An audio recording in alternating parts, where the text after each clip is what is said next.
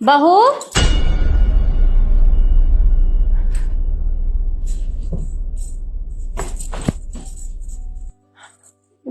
जी mummy जी। क्या बात है बेटा, मैं जब भी तुझे आवाज लगाती हूँ तू ऐसा डर सा जाती है। अरे ये तेरा अपना घर है और इस घर में तुझे डरने की जरूरत नहीं है। नहीं वो मुझे लगा कि मुझसे कोई गलती हो गई इसलिए आपने बुलाया। अरे गलती क्यों होगी भला? और अगर बाय चांस गलती हो भी जाएगी तो मैं और तू है ना, मिलकर सुधार लेंगे। डरने की बात नहीं है। अच्छा ये बता, नाश्ता किया तूने? नहीं बस सफाई करने के बाद नाश्ता ही करूंगी। एक काम कर, पहले नाश्ता कर ले, उसके बाद में काम कर लेना। बस थोड़ा सा बचा है, मैं करके फिर खा लेती हूँ। अरे तू पागल है क्या? सुबह 4 बजे उठती है और अपना अपना बिल्कुल भी ध्यान नहीं रखती, सबके बारे में सोचती है। काम में ही लगी रहेगी तो कैसे काम चलेगा? पहले नाश्ता कर ले, उसके बाद काम होता रहेगा। जी। ये ले।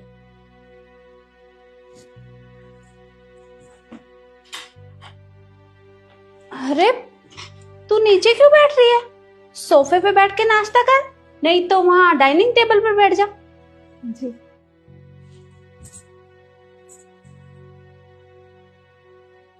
अब ठीक है, और अगर कुछ और चाहिए तो मुझे बता देना। ठीक है।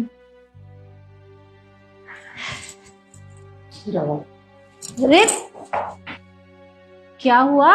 ऐसे क्यों खींचा मुझे? कुछ चाहिए तुझे?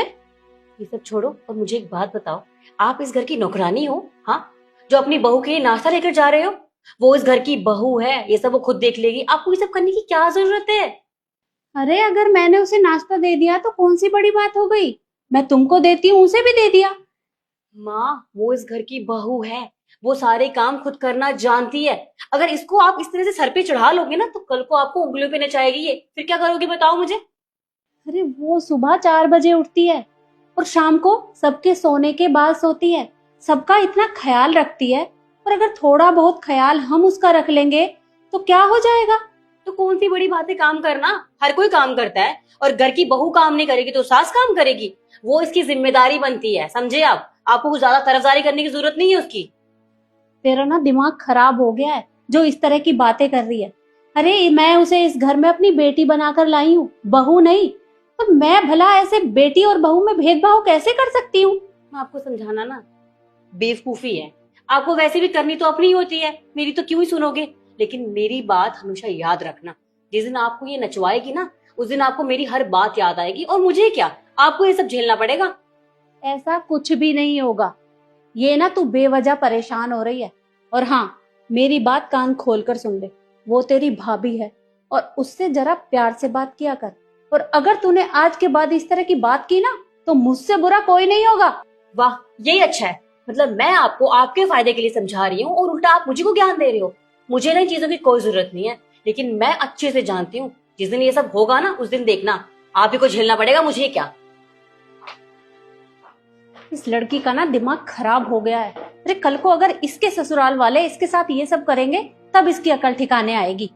यानी हो क्या गया है?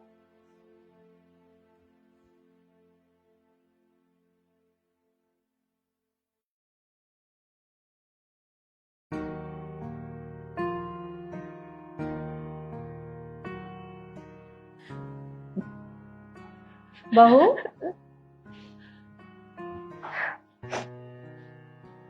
क्या हुआ बेटा? तू इस तरह से रो क्यों रही है? किसी ने कुछ कहा तुझे?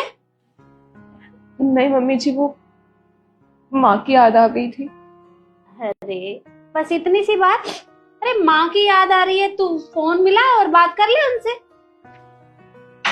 मैं माँ को फोन नहीं कर सकती। अरे पर क्यों नहीं कर सकती? देख, तुझे माँ की याद आ रही है ना, तो फोन उठा और उनसे बात कर ले। जब तू उनसे बात करेगी ना तो तुझे अच्छा लगेगा। वो मेरी सौतेली माँ है, वो मुझसे बात नहीं करेंगी।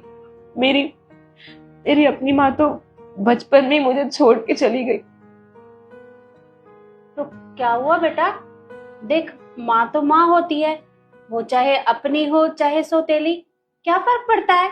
तुझे माँ की याद आ रही है ना, तो तू बात कर ले। उन्होंने फोन करने से मना किया था। जब मेरी विदाई हुई उसके बाद से उन्होंने कह दिया था कि अब इस घर से तेरा कोई रिश्ता नहीं है, कभी हमारे पास फोन मत करियो। हाँ, मेरी माँ के जाने के बाद पापा ने दूसरी शादी कर ली और ये घर पे आ गए। मुझे लगा कि क्या हुआ, माँ तो माँ होती है और माँ तो बच्चों से प्यार ही करती है, पर ऐसा कुछ नहीं था। मैं अपना सारा काम करती थी, मैं उन्हें शिकायत का एक भी मौका नहीं देती थी, पर उन्होंने कभी मुझे अपना माना ही नहीं। वो सिर्फ अपने बच्चों से प्यार करती थी और मुझे हमेशा डांटती रहती। मुझसे कोई भी गलती हो जाती तो मुझे बहुत मारती थी, जबकि मैंने हमेशा हर काम सही करने की कोशिश की थी कि वो मुझे मारे ना। मुझे उनकी बात से बहुत डर लगता था, और जब मैं पापा को बोलती तो वो मम्मी की साइड लेते, मेरी साइड नहीं लेते।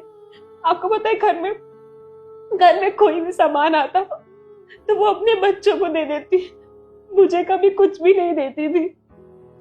मैं आज भी कोई भी काम करती हूँ तो मुझे इसलिए बहुत डर लगता है, क्योंकि वो डर मेरे अंदर बैठ चुका है कि अगर मैंने कुछ भी गलत किया तो माँ मुझे मारेगी, या फिर आप लोग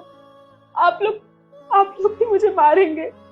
अरे नहीं बेटा, तुझे ऐसे डरने की जरूरत नहीं है। और देख, जो बीत गया सो बीत गया। अगर तू बीते हुए कल को याद करेगी तो तुझे दुख होगा, तो तू सब भूल जा। और अब तू हमारे घर में है और मैं तेरी माँ की तरह हूँ। तुझे जब भी माँ की याद आए तो मुझसे बात कर लिया कर। आपको पता है, आप सच में बहुत अच्छी हैं। मैं जब से यहाँ पे आई हूँ, आपने मेरा कितना ख्याल रखा है। यहाँ पे आके मुझे समझ में आया कि माँ की ममता क्या होती है, माँ का प्यार क्या होता है। आपने मेरा बहुत ध्यान रखा है, आपका बहुत शुक्रिया। नहीं नहीं बेटा, ऐसी कोई बात नहीं है। अरे तू भी तो हमारा कितना ध्यान रखती है, और तू मेरी बेटी की तरह है। और तू चिंता मत किया कर, अगर तुझसे कोई गलती हो भी जाएगी ना तो हम दोनों मिलकर उसे ठीक कर लेंगे। बल्कि अगर मेरा बेटा भी तुझे कुछ कहे ना तो तू मुझे बता देना, मैं उसे भी ठीक कर दूंगी। जी। अब चुप हो जा। भाभी